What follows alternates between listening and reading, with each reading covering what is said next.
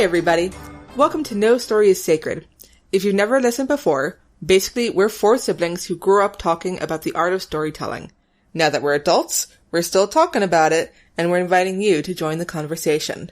I'm Pippin, and I am a librarian. Fucking told you she'd say it. Yeah, I knew you're it. right. Listen, if I didn't, you guys would have been mad at me. It's true. It's true. I'm Alex, and guess who has all the horses?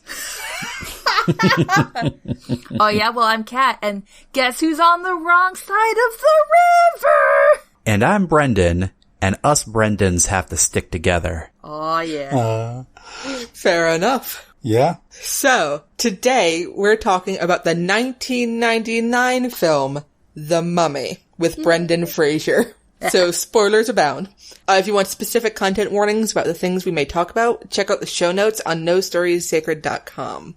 For those of you who haven't seen The Mummy, or maybe watched that weird Tom Cruise one, which I haven't, but whatever, the summary from Google is, The Mummy is a rousing, suspenseful, and horrifying epic about an expedition of treasure-seeking explorers in the Sahara Desert in 1925.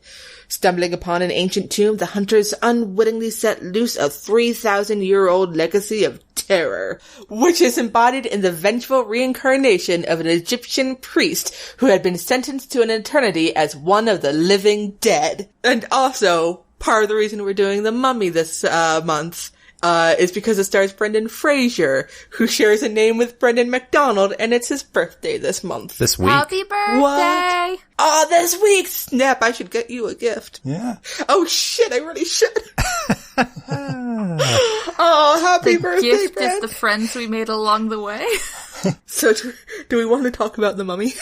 I suppose so. I guess. I mean, we went through all that trouble. We could go and talk about something else, I guess. I'll start off, aside from gotta defend any and all of Brendan Fraser's work. I mean, come on. Even Us Monkey Bone? I'm sure there are redeeming qualities. I haven't actually watched it. Neither have I, but it looks ridiculous. I say with love and respect for Brendan Fraser. I'm sure he did a fantastic job portraying two personalities. How about that? I bet he acted the shit out of it. Yeah. But yeah, no, I have a fondness for The Mummy. I think a lot of people do. Oh, I was watching The Mummy and I'm going, you know what? This is fucking masterpiece. Come at me. I think it's great. I was very surprised to see that it has, apparently it quote-unquote bombed. And I'm like, really? What? If you look at Wikipedia, apparently it only has a 50% Rotten Tomatoes rating. People are like, oh, this is so blah, blah, blah. And I'm like, fuck you guys. We need some I was watching it and going, this fucking holds up. It is a fun romp, TM. Yeah, I mean, that's the thing. It had no preconceptions as to what it was. It knew it was campy. It knew it was a silly action-adventure romp. Mm-hmm. Yeah. And it was intended to be that way. It was, I guess the director, whoever the hell, Summerfield, Sodenheim, I don't know, was specifically trying to do a more fun version, callback to the original 1932 edition. Yeah. And everyone banters so well. Oh, and they're all silly, and then there's Emotep trying to be serious. Everybody's so attractive. I am the priest Emotep. You will take me seriously. Why am I being attacked by a cat? Guys, everybody in this movie is so attractive. This is a bisexual nightmare. True facts. That's the name of my emo band. Also, I just want to take a moment to say that this movie actually has one of the best lines of anything ever. Never read from Book of the Dead. I never read from the Book of the Dead. That's a great one. I am a librarian. Very great. Classic. But do you swear? Every damn day. Every goddamn day. Every goddamn day. But no, the actual best line, other than death is only the beginning. I wrote down a ton of quotes. But no, the best line is actually, my body is no longer his temple. Oh, yeah. Yeah. That's so in shit. The, first 5 minutes. Yeah, starts off strong. It's like, oh, why did she bother to kill him? That's what. Yeah. Though, also, their plan was kinda, what were you expecting to happen? Yes, we shall give him this curse that will be really, really shitty. That was such a bad idea. If this thing happens and totally won't happen, then he'll be a god and kill us all. I mean, what are the odds? What are the odds? That may be a reference back again to the 1932. So, I mean, like, you know, what are you gonna do? Yeah. There's a ton of references to the 1932 one in here. I haven't watched the 1932 one, but like I imagine when they first find his mummified remains, and they're all gooey, was it, or sticky? Yeah, Juicy. Juicy. It was juicy. The original. I also have not watched it. I'm doing this purely based on like I don't know summaries, but they had the whole he was mummified alive because his guts aren't missing. His guts were missing. Or they had canopic jars. Yeah, but not for him. Because remember, he was mummified alive! I sort of assumed those were Anaxagomoons. Yeah, same. Or his eyes and... Oh. He still had his eyes because he was watching as they were put him in. Yeah. Wait, does this movie maybe not think things through? Wait, is this movie not logically consistent? Surely you jest. Yeah, because he was stealing the sensory organs of the other guys. One of the Americans, yes. True, but we saw him get... Oh my god, okay, anyway. I'm not sure I care enough about that. Also, speaking of things that don't make a ton of sense, Anaxagomoon's body paint, and that's how he could tell that someone touched her. Why can't she just be like, I brushed against the wall, my bad? Listen, guys. She botched her charisma check. It happens to all of us. Yeah. Can other women touch her? Because no other man is allowed to touch her. What about the eunuchs? Or I tripped. Or Yeah. I had an itch. Yeah, there's a bug. They have mosquitoes there. We live on a river delta. Damn, these mosquitoes. Ugh. So that's my fix right there. That she doesn't fail her charisma roll. Nothing bad happens. Nothing bad happens. The end. There we go. But wait, if you do that, Brendan Fraser dies. No, they figure out another way because their love is true and pure.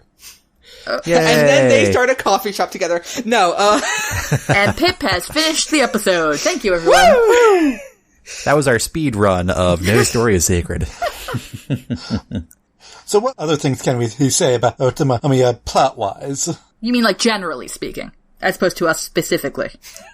yeah. As I was saying before, it's just like your just tried and true adventure story. I mean, we have the background story that we start off with making fun of let's mummify him such that he can be a great threat 3,000 years from now. Not our problem. No way this could go wrong. But then we get right to the action, really, from that point onwards, where it's just like, you go from there to another kind of bit of backstory, where you have Brendan Fraser's character, Rick, being a member of the French Foreign Legion. Yeah, Wearing a different outfit than everybody else. Because he's American. God. And his scarf is amazing. He wears no hat in the blazing sun because he must maintain his perfect coif. His perfect coif protects all.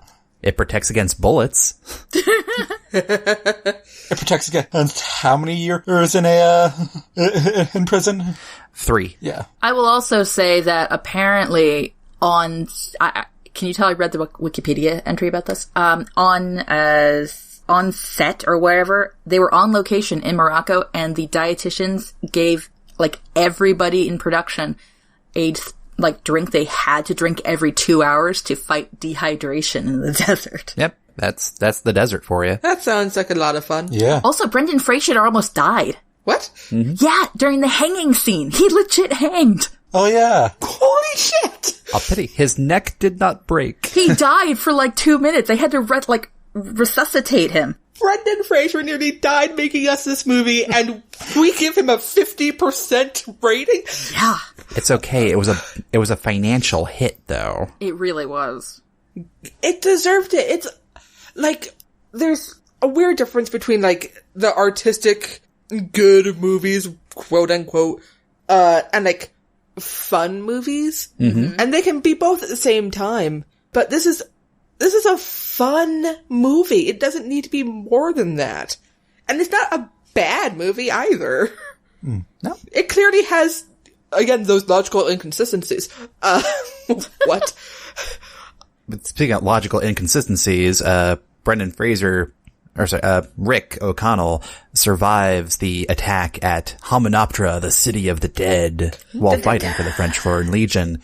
And he somehow manages to pocket that metal key box. No, Jonathan has it. No, he stole it from Rick. Oh, that's right, he stole it from... Where the fuck did Rick get it? Exactly. Wait, I thought he got it on a dig from, No, Jonathan was lying about that. Yeah, he lied. He stole it from Rick. Oh. Which is why he takes her to, yeah. A brief rundown of characters, if we will.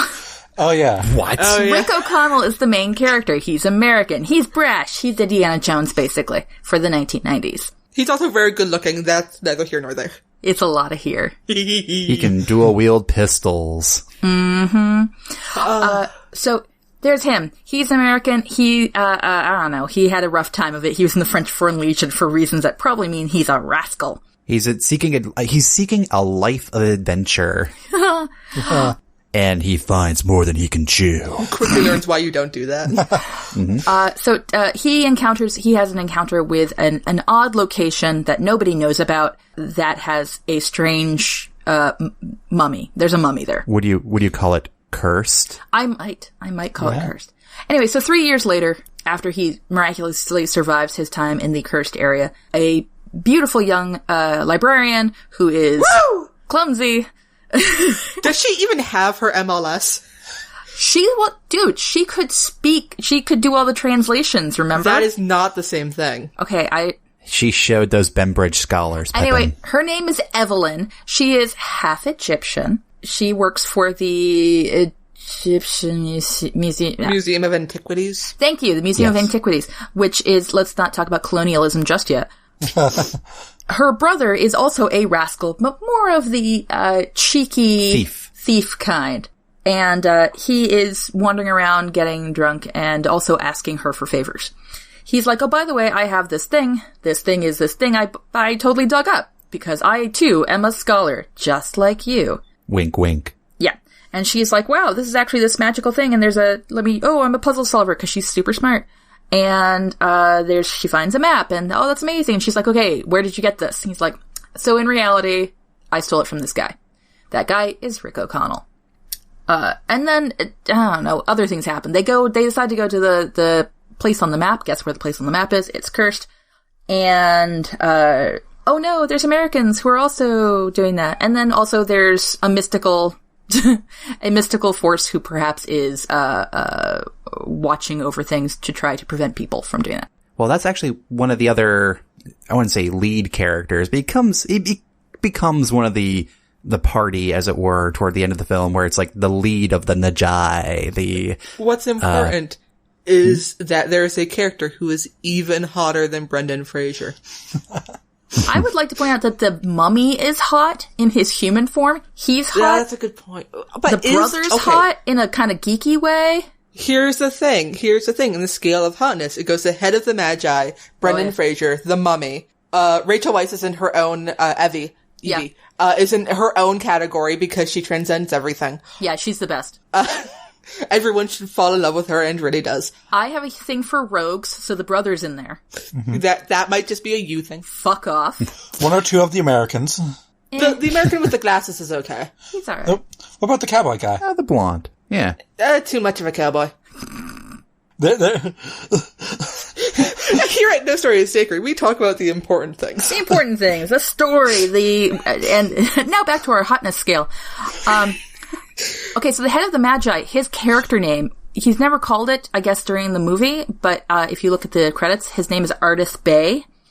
That's a reference to the 1932 one! The mummy in that movie is the name of the mummy in this one. When he gets resurrected, there's a period of time for 3 years where he goes around pretending to be a normal Egyptian, and his normal Egyptian name is Ardith Bay. I learned something today. You did. Like that there was a 1932 version. I know, if you look at the plot for that one, that sounds amazing. We need to watch that. But we're talking about this mummy. Anyway. Also, I have to think that the Magi are not actually that smart. No. Because at the beginning, when Rick O'Connell is running away from Hamanacha, Let's they're like, not shoot him. They're like, should we kill him? I'm like, no, the desert will kill him. And I'm like, why take that chance? Like, what did the desert fucking do? Let him live. Well, that's a sign. Surely his hair will not protect him. I mean, look at him. He's going around without a headdress. Well, who does that? You don't. True. Did he even have it? Like, did he have horses? I don't know. Wait. Actually, did Artif have a headdress when he first saw Yes, he him? did. Okay. Yes. He wears one, like, almost the entire movie until he doesn't. The very end, yeah, with the helmet. Yeah. Because things are going to shit. That's how you can tell. Then you see his beautiful locks. Yes. So, question, you guys. If you had to pick a genre for this movie, what would it be? Adventure. Adventure or adventure comedy? Adventure. I think a comedy kind of just folds into adventure. Mm-hmm. It's comic relief moments. I feel like comedy is what differentiates adventure from action. Oh, very nice. I didn't think of that. All right, I see. She to says your... with no background reading or anything. Whatever. I told you to read 60 pages. You're fine. Somewhere out there, a person who specializes in genre categorization. Definitions. Yeah, there's something. He's sitting up straight going, someone is wrong. But not on the internet, so they can't do shit. This ends up on the internet, Kat. Oh no. What have you done? You mustn't read from the podcast. This movie is so quotable, and it stands the test of time so well.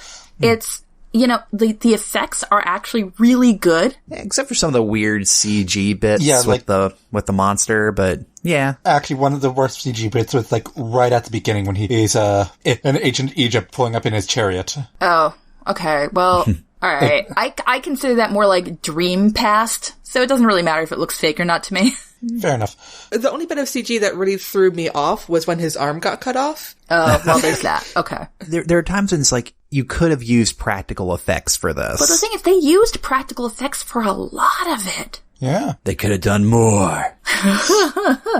And apparently when you see, like, half of the mummy's face, like, being all human, and then half of it is, like, creepy teeth, that was the actor's actual teeth. That was, like, they did the animation for it to be, like, an actual match. Nice. Damn. So, it makes it actually weirder that I'm kind of into the mummy. Yeah. A little bit, yeah, just but a bit. Yeah.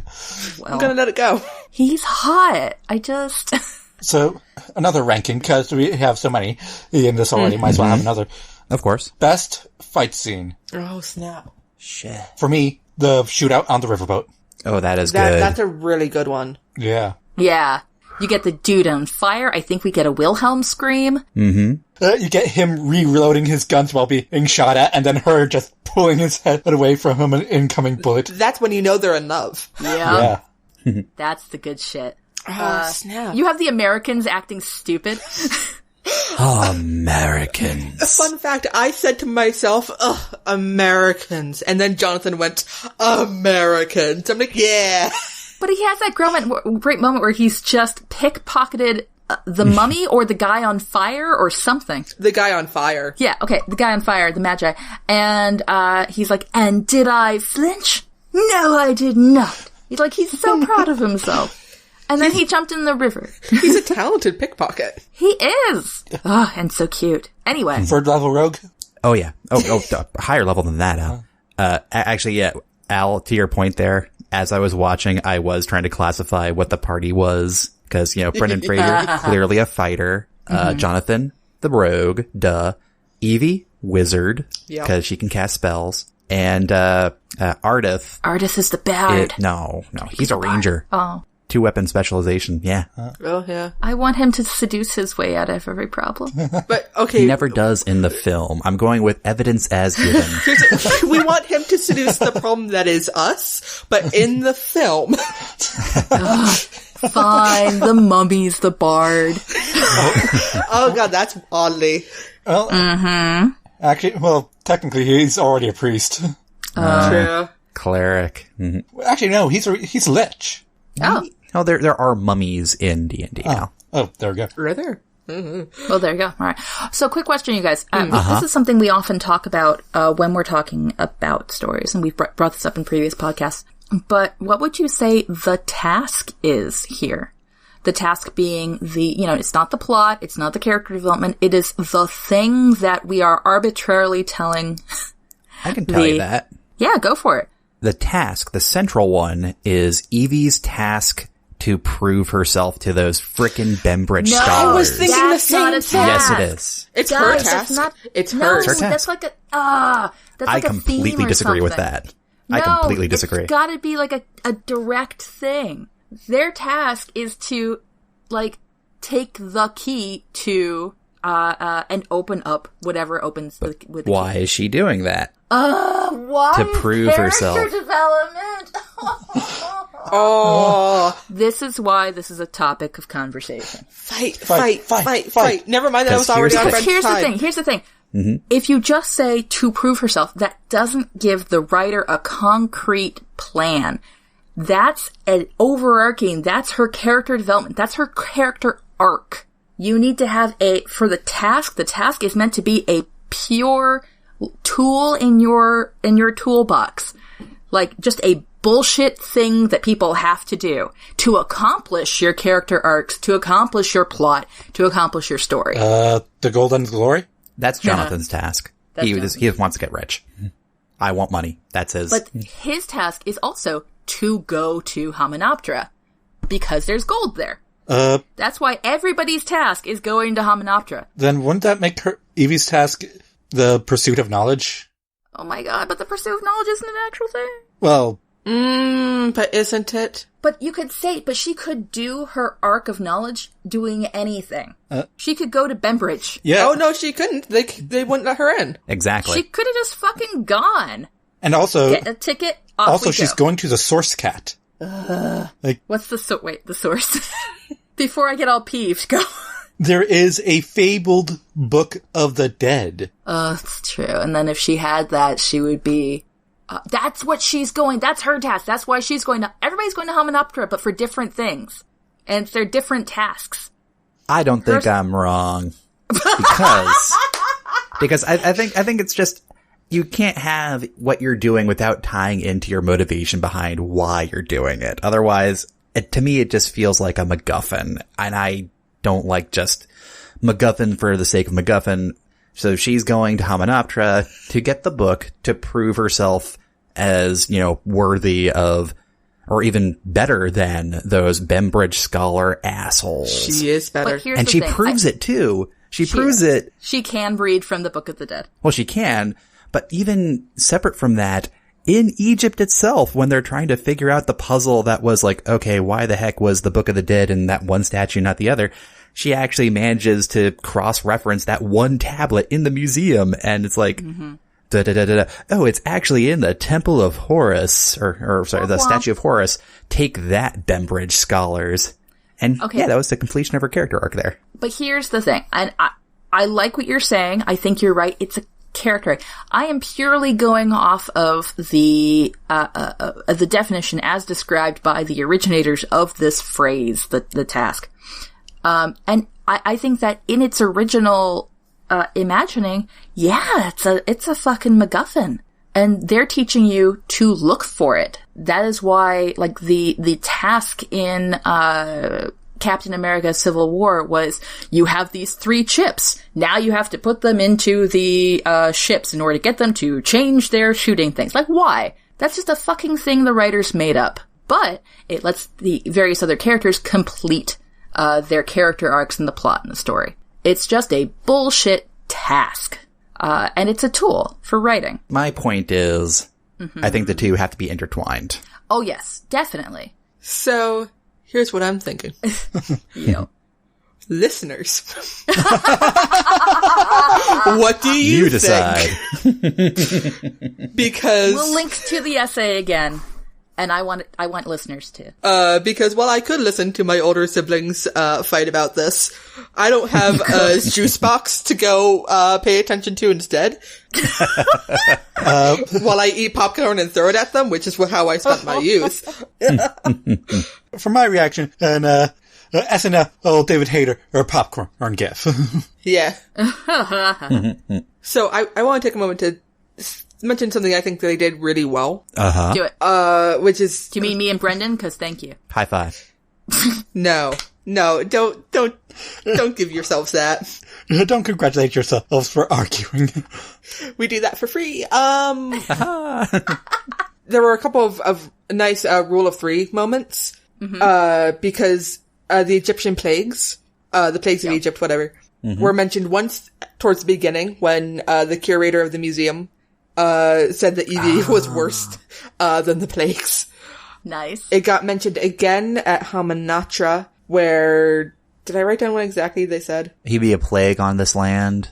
Something like that. They specifically mentioned the plagues. I think it was when they got the canopic jars and the Book of the Dead itself. Yeah, or something like that. Like the Egyptologist going like, and lo, this could unleash a plague onto the land if you do this. Yeah, I think. Don't quote me on that. I don't know, that sounds like Ardith. The way your voice sounded, as opposed to the snotty. Because I can't help it, because Ardith is amazing. It's when Evie... That was slyly done. No, and the second is when Evie mentions that the corpse, if it gets revived, will bring them. And then the third time is when they are brought in by... Good word, brought. I know, right? By the mummy. And I was like, that's very well done. And also, she gets kissed 3 times. Ew. Once by Brendan Fraser, non-consensually at the beginning. Once by the mummy in her sleep. Again, very non-consensual. Like, even more so than before. And then the third time is again by Brendan Fraser at the end. Very consensually. And I was like, oh, nicely done, you guys. You didn't have to do that for this movie, but you did. Yeah, there's these attentions to details. Like you blink and you miss them. You know what is a detail I wish they'd done? If the mummy had poor eyesight. Because he steals the eyes of the American who wore glasses. He has magic. Yeah, but he stole bum eyes. Yeah. He did. And really, It's a dumb move. All we really needed was for him to bump into an end table. Or not notice that it was a cat. Yeah. Oh, shit. That being said, I also see why they gave glasses to the guy that the mummy took the eyes from. That way you know, that way you can tell the Americans apart, to be frank. Yeah, no, I had a hard time. Yeah. They also gave a nice, a kind of foreshadow. Yeah. Draws attention to his eyes. Yeah. His baby blues. Were they blue? I don't remember. I don't think they were. I couldn't tell you. But yeah, no. Yeah, I just really fucking love this movie. I do too. Yeah. It's very rewatchable. I'm looking forward to when my kidlets are old enough to not be creeped out by mummies and just be charmed by rogues. Also, there were a lot of mummies in this movie for a movie called The Mummy. The Mummy and Friends. That sounds like fun. Yeah. Mummy et al. Yeah. Actually, I would totally watch a movie called Mummy et al. I'm stealing that. Yeah, but that would have to be a legal drama. Stop stealing my ideas. Jeez. Alright, speaking of ideas, guys. Yeah, that's fair. All I've got left are notes of like, why didn't they do this thing? Which is fun for me, but maybe not everyone else. I mean, but then, why didn't they do this thing? Sounds like a perfect introduction, Pip, to what would you have done? Oh. Pip, go. Wow. Transition! Wow. So I wrote down all my notes during the movie, writing down the great lines, wondering if the guns were actually period appropriate. I have a line here saying local girl obsessed with death. But did I write down what I would change? Who does that? One of the core concepts with this podcast? Right? What? Listen, there's an art to winging it. Well, here's the thing, right, is I love this movie and I think it's great.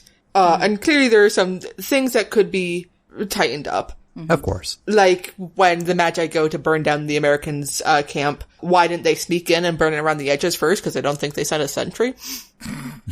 Why didn't they just kill them all? Yeah. They have, like, those scythes or whatever. Right? Yeah, they were not committed to this. Yeah, they kind of had the upper hand in, like, okay, Wait, which encounter are you guys talking in about? Hamanatra.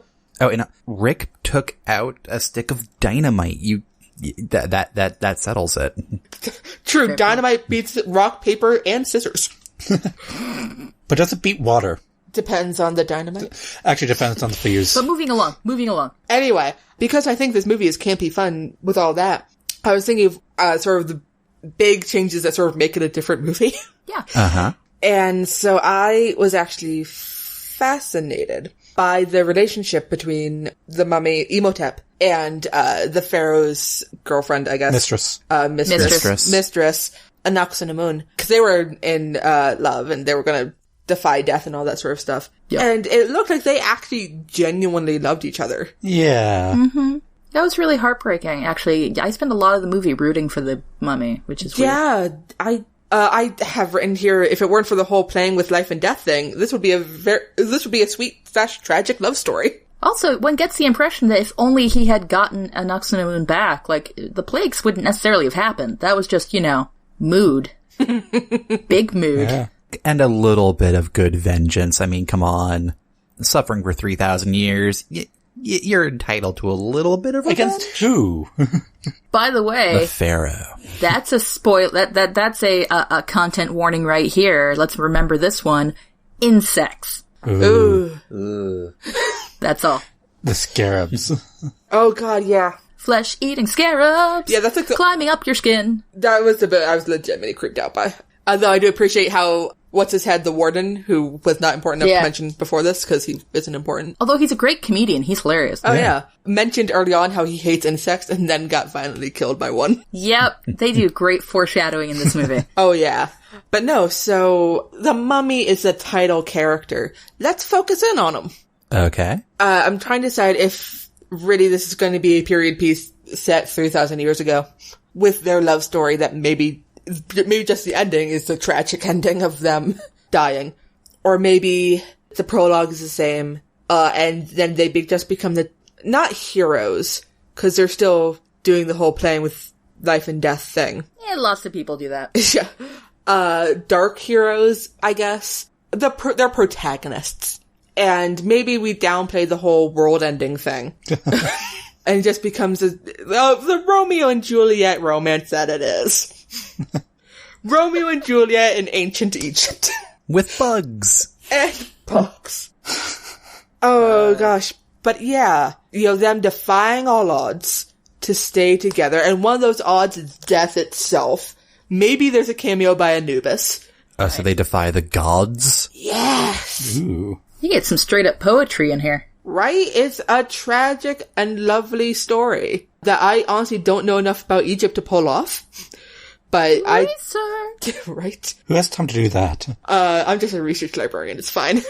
But no, and there could be talking about what the weighing of souls and how heavy their souls are from the sins that they've committed to stay together. But is it worth it for love? Question. Yes. Is there a happy ending to this, or is it still tragic at the very end? Like when they're both dead? I'm not sure it can have any other ending other than a tragic one. Well, because I'm just imagining, okay, you get the weighing on the scales. Their sins are heavy, right? But what if they both go on the scales, so they're on either side? It might end up being them choosing undeath, because being undead is apparently the greatest punishment possible. Apparently, yeah. But they could do it together. But yeah, but maybe they choose to never be able to get that eternal reward, which I'm assuming still exists in Egyptian mythology.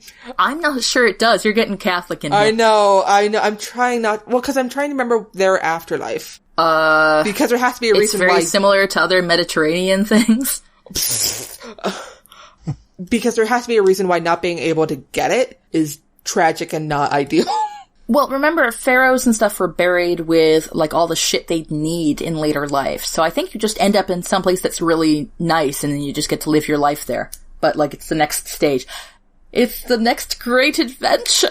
Yeah, and they never get to do that because they choose to remain on Earth together. You know, and that means watching everything that they know fall apart, and maybe they kill more than they really want to. Aww. Because they seem to have murder in their hearts in the original, but maybe through love, they don't. But they end up killing people anyway, because that's what you do when you're undead. Unintended consequences. How was I supposed to know that there will be consequences for my actions? But they're in love. Cool story, still murder. I mean, it seems like it could be like a reflection on how, like, there's that typical story beat of love conquers all. And this one, it could be like, oh yeah, that's love. But sometimes nasty stuff can happen too. Maybe death cannot stop true love. But it can sure try.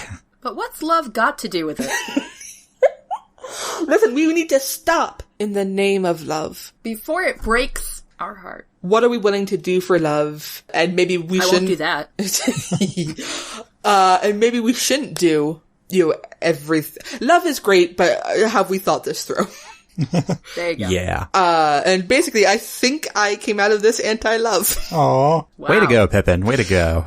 Listen, I started out going, this is a beautiful, tragic love story, and I'm like, what are you doing? Don't do this. Is it worth it? The answer is no. But yeah, I think I've done enough. All right. I'll go. Ooh, yay, Alex. I'm just going to go for the simple route. Okay. Apart from Evie, whole lot of dudes. Good point. Very point. So you know what I'm thinking? What are you thinking, Al? I'm thinking make them all girls. Yeah. So But so many of them die. But listen, if the cast is largely female, it isn't as bad. Okay. Oh, hey, guys. Egyptian warrior class of women magi? yeah. Yes. Going around setting fire to people. Like the Gerudo, Al. And Rick O'Connell. Oh, no, I don't know how that works in the French Foreign Legion, but Dressed up as a dude. Maybe a nurse? Kick-ass nurse. sure. Still dual-wielding pistol, also. And getting through life with a wink and a smile. Look, all the higher officers ran away. Who's left? Somebody's got to take command. And Rachel is a quick shot. Yeah. Yeah. Wait, who? Rachel instead of Rick. Yes. Oh, okay. I thought you were talking about the actress who played Evie. I'm like, wait, what? That too? Oh, yeah. Actually, who would you cast to replace Brendan Fraser? Ooh. Oh, hey, can I have Kate McKinnon? Do you remember Kate McKinnon when she licked the guns in Ghostbusters? Yeah. I'm just saying. I'm thinking back to 1990s? Yeah. Oh, damn it. I like how none of you backed me up on Kate McKinnon licking things, though. Fuck you. Oh, what's the name of... Oh, gosh. What's the name of What's-Her-Head who was in the remake of Bedazzled with Brendan Fraser? Elizabeth Hurley. Yes. Right. Well, because my other thought was Selma Hayek, but... Yes. Drew Barrymore. I want Drew Barrymore to be, the brother. Yeah. Jonathan. Yeah. I want Drew Barrymore. Yep. Joanna. There you go. Maybe Rachel Weisz would make a good Rick. Yeah. But she's already Evie. Well, you get a different Evie. Were there any really great butch actresses at the time? I'd have to look it up. Butch comic actresses. Maybe the Americans are all still men, so the men can die. Yay! Oh my god, that makes it even better. Yeah. Because remember, they're all like, we're totally great at this, and you suck. We just really pull into the whole thing that they started with Evie, and just go, like, even further. Yeah. And they were misogynistic in the original anyway. Yes. She's like, they were led by a woman. What does a woman know? What do those women know? Yeah. Right? Oh man, one woman is bad, a group of women. Yeah. Is it a murder? murder? I like how we made the exact same joke. Nice. That was awesome. Yeah. But yeah. Anyway. And, oh wait, does this actually change the plot? No, it doesn't. So this is just a wasted opportunity from Hollywood just to be Yeah. awesome. Yeah, pretty much. Listen, we had an all-female Ghostbusters. We're getting an all-female, Oceans movie. Let's get this all-female mummy movie going. Yeah. I'm there. What's the worst that can happen? Yeah, Hollywood. Oh, so true. I was going to say Tom Cruise, but that's too mean. Wow. Wow. Wow. Burn. Nice. So, here, Al, you done? Yeah, I'm done. Yeah, it's short. It's a good concept. I'm actually gonna go next because Oh, okay. you had your chance, boyo. I'm gonna go next because I want to. So I'm gonna go a slightly different tack than I normally do. I looked at the time period. And I was looking at what is Rick O'Connell doing in Morocco. He's with the French Foreign Legion. Okay. What was the French Foreign Legion doing in Egypt in the 1920s odd? And I went and looked that up. And apparently there was something called the Rif War. It was this like wild, weird war that nobody has a really good idea of who was in the... Well, no, we know who was in the right. Nobody knows how badly we fucked everything up in that area. Pretty badly. Spain was like, you know what's great is all this minerals and stuff. We want money. They crave that mineral.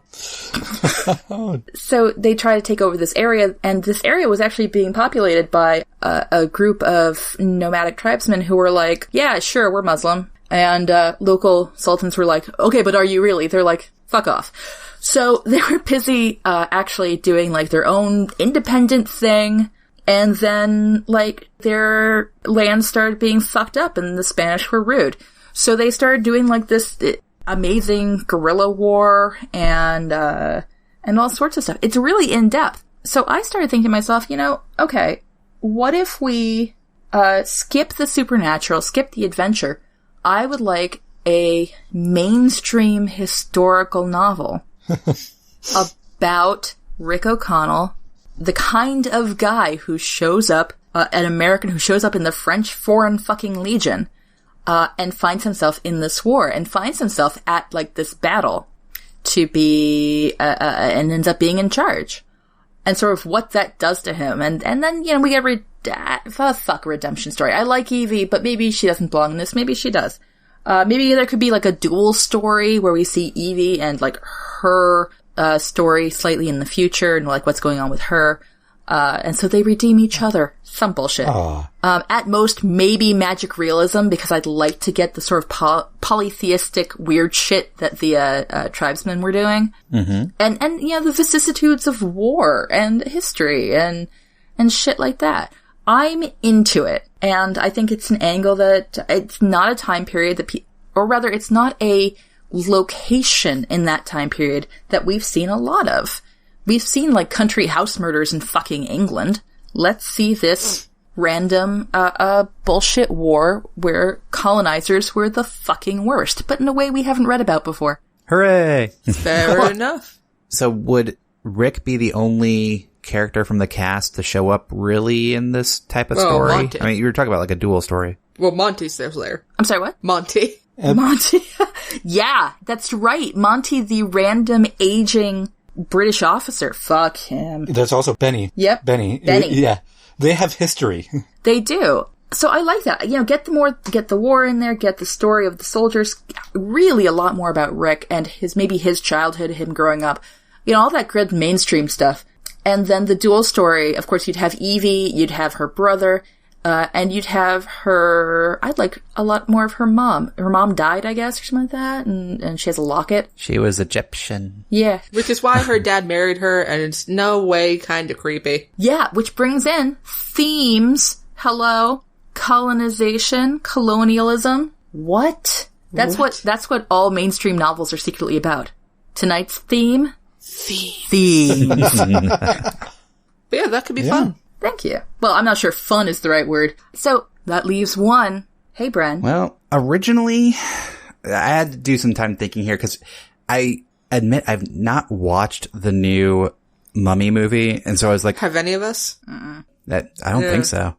Why did we need to? Exactly. I was originally going to do, let's do modern day, and Rick is a serviceman in Iraq, and his group, platoon, army term, squad, goes AWOL and goes treasure hunting and gets more than what they bargained for. And from there, goes and gets bailed out of jail or bailed out of whatever sticky situation by Evie. And then the adventure goes from there.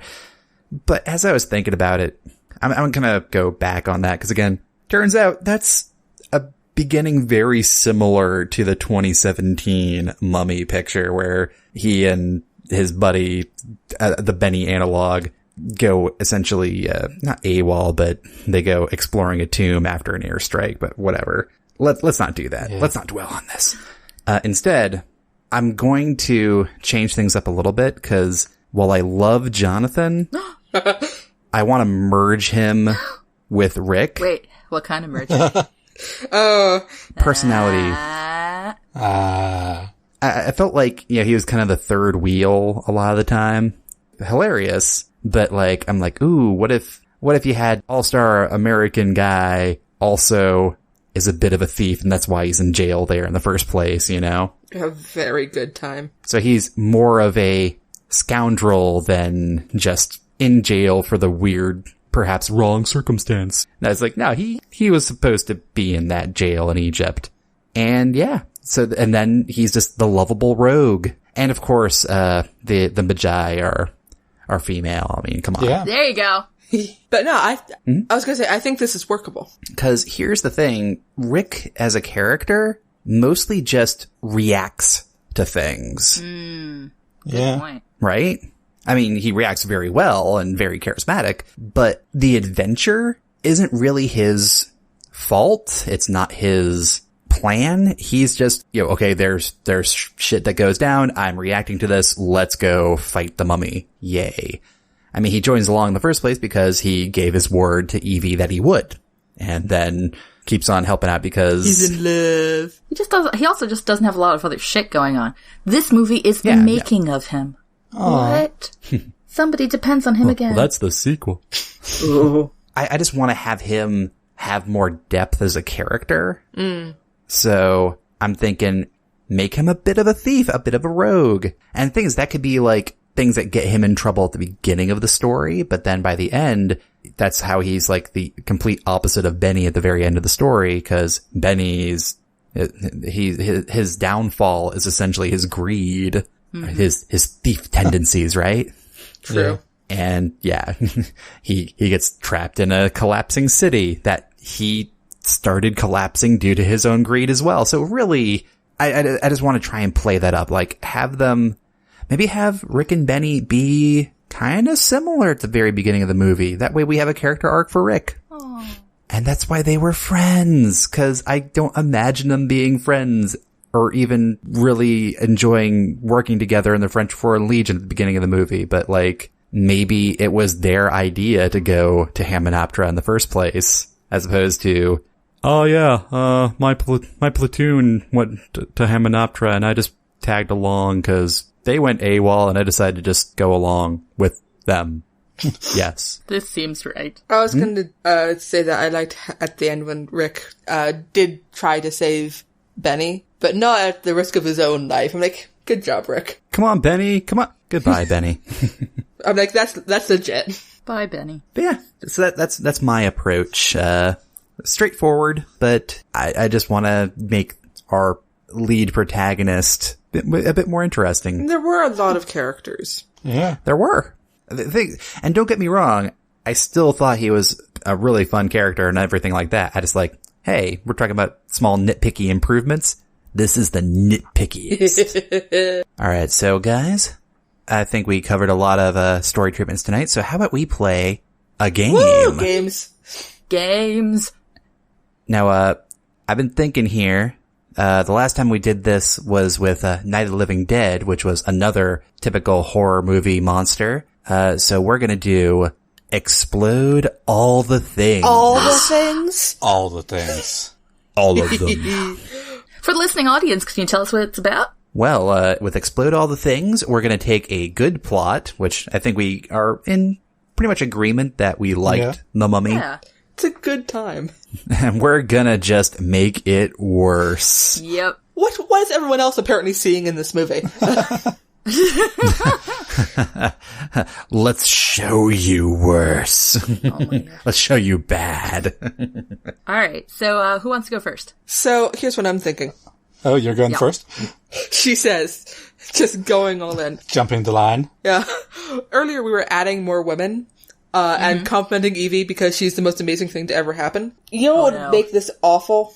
Like actual 1925 thoughts about women and just making Evie like just the side. Oh God, I feel bad just saying it. Oh, the sidekick librarian.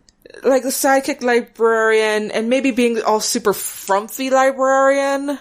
Oh. The adjective dowdy comes to mind. Yeah, and she actually shushes somebody. Weirdly, I actually thought you were going to go the other direction with horrible things you can do to women in films, which is fridging. Ooh.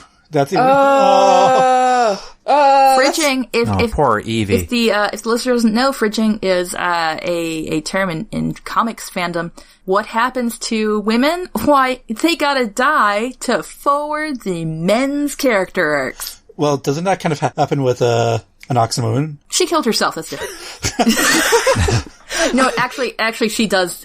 Her death fuels his sadness and is, that's why he has to do. Depending on how we do my treatment, there might be light fridging, but I'm not saying she stays dead, so I avoid it. That's true. If you bring them back, that reverses the fridging. It's true. Does it? That just A makes reverse fridge. That's a microwave. guys. Oh my God. A microwave. No, because guys in comic books, when they die, they come back stronger and bigger. Like, or not even just comic books. Gandalf. Everyone in Supernatural. Yeah. You notice how all the women stay dead in Supernatural? Yep. Or we're demons to start with. What? But yeah, just the way you can make this worse is taking the one female character and sort of shunting her off to the side. She doesn't get to show up those scholars. She's, oh God, someone else does. Mm-hmm. The Jonathan and figures out where it's buried. Like, Evie, you had this under your nose the whole time. Like, see, it's actually Maleficus. Oh my God, she just scolds him for his behavior. But it turns out he's intelligent under all that roguish charm. If only she'd believed in him. But yeah, that's how I make this a movie I would not be able to stand. Awesome. Who's next? Oof. I'll go. Okay. Take out the humor. Yeah. Oh. You mean like the current movie did? What? Did it? I have no idea. Yeah, none of us can speak to that. No, but the trailer was super serious and boring, so... Make everyone be super serious. Rick being hardened by his time in jail and the wars. The wars. Jonathan's insight, alcoholism being Like a legit problem. He can't even stop his tremors anymore. Jonathan very obviously self-medicating. He kind of very was, but I said very obviously. What was Jonathan's backstory? Well, he's clearly educated. Always in his sister's shadow. yeah. And Evie doesn't even trip once. But the part that makes that bad, though, is that if you keep it with the historical inaccuracies, the campy adventure. Yeah. Because if it was a serious movie and it was, like, seriously historically, I mean, I don't know, I'd go for that. I think that's what I was writing in my version. Yeah, no. Burn on cat? Oh my God. It keeps the campy action elements. Mm-hmm. But it takes them seriously. Yeah. Like, what do we do now? We fly into that tornado that also has a mummy face. Oh, God. As opposed to, that in this, like, in a modern version with our humorous characters, they'd be like, I'm sorry, is there a mummy face in that tornado? And we're just gonna go into it? Really?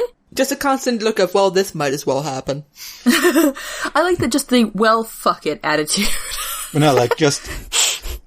That would make it good. Yeah. No, like, it's not a well, fuck it, it's a thing we must do because we take this seriously, Yeah. Oh yeah, no, the well fuck is what makes it good, is if you wanted to make it good. Yeah. Ben Modern. Yeah.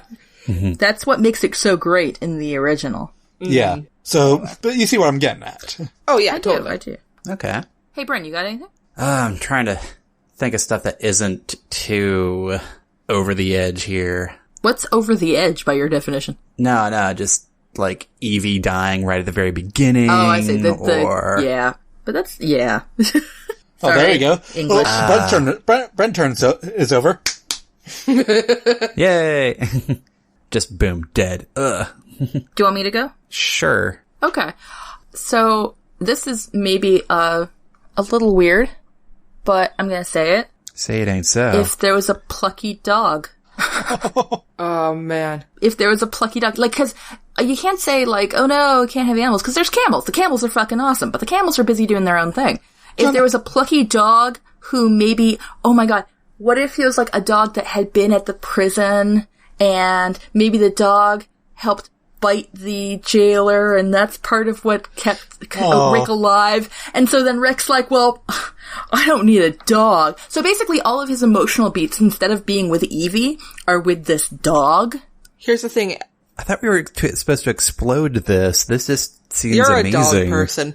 Also, at some point, the dog has to be walking past the camera with one of the mummy's bones in its mouth. Yes. Yeah. And Yes. Wait, there's cats in that movie too. But they're all animals. This would be definitely a buddy. Hey, buddy. wait, does it take a wee on the mummy? Yes, Yes. it does. And oh my god, Rick named the dog Benny. Cause he was more reliable than the shithead human. I was What? talking to the dog. I think, but here's the thing. What makes it shitty is not the presence of a dog by itself. Because again, as I mentioned, there's been animals already, and maybe that could be, you could have lots of good, animal jokes, it's fine. It's the presence of the dog in detriment to the woman's role.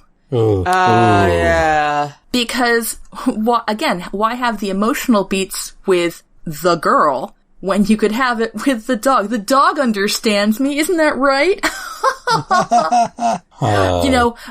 Evie's like, ugh, men, and she wanders off, and then Rick's just like, women, huh? Am I To right? the dog, and the dog covers his nose with his paw. Oh my god. So it's the thing that I like about this movie a lot is that Rick and Evie connect on a human level. All of their, the emotional stuff is aimed at one another. Hooray! Hey. As opposed to bullshit, heteronormative ideals as portrayed by stupid Western culture when it's easier for a man to show his affection to a fucking animal than it is to a human being. Thank you, and good night. I'll go a little bit different direction than Cat and Al there, just because I don't want to just hit the same points over and over again, again, killing Evie in the first 5 minutes. Oops. Let's not do that. Let's just go for something simple. What if the Magi didn't exist in this movie? Aww. No kick-ass ranger. Oh, you mean so it's just all the colonizers? Yeah. Yeah. Nothing but. No Egyptian representation whatsoever. Whatsoever. It's all just Americans and Brits. Versus one mummy. And the mummy, what if the mummy's played by a white guy too? Billy Zane instead Billy of... Oh my god. For the longest time, I thought the mummy was Billy Billy Zane. Zane's gone bald. It works. Yes. Jake Gyllenhaal. Oh my god, yeah. Also, one of my notes is legit white people ruin everything. Right at the start. Oof. But yeah, just make it whiter. Ugh, that feels bad. Well, basically, Brian, you and I are all like, that thing that there wasn't enough of? Let's just get rid of it and that'll make an even worse movie. Oh. So on that note. That's cheers. So on that note. Is there anything else wait, is there anything else you wanted to add? Just to mine? Just in case. No, Sorry. just even whiter. Ugh. Bleach that movie. Yeah. Congratulations, I'm now a Hollywood producer. Zing. Ba-da-da-da-da. The Mummy Mayonnaise Edition. So hey guys, that was a game, but you know what we've always asked for, we've always talked about, and we have yet to do? Because we're lazy. That's a nice way of saying it. Listener feedback. What? We had some. What? I know. Oh my god. So we actually have some listener feedback. This is from Jack, who submitted some feedback to the website. Thank you, Jack. So he had some feedback for our episode number 11 about the movie Passengers. So if I may, everyone. Go ahead. Sure, I guess. Go for it. Yeah. Put it on still store. Ha! So Jack says, "Howdy, I am a new listener and am enjoying the show." Thank you, Jack. For your episode on the movie Passengers, you mentioned shortly of a fan edit that recut the film's order to have Act 2 first and Act 1 done as a flashback. This lets the audience watch from the point of view of Aurora, and when the big surprise happens, when she finds out that Jim woke her up, is a surprise to the audience as well. I want to let you know of another fan edit that I also think does a better job of telling the story. It changes the ending so that instead of Jim dying and then not actually dying, he dies and stays dead. The scene fades to black before the "he is not dead for real" part. It then goes to a montage scene of Aurora that is spliced together out of clips from other parts of the movie. The montage shows her wandering around the ship all alone, slowly going space crazy until she finds herself wandering up and down the rows of other pods, debating with herself if she should wake up someone else. That is also a better movie than... That would be so great, guys. That is a dark reflection.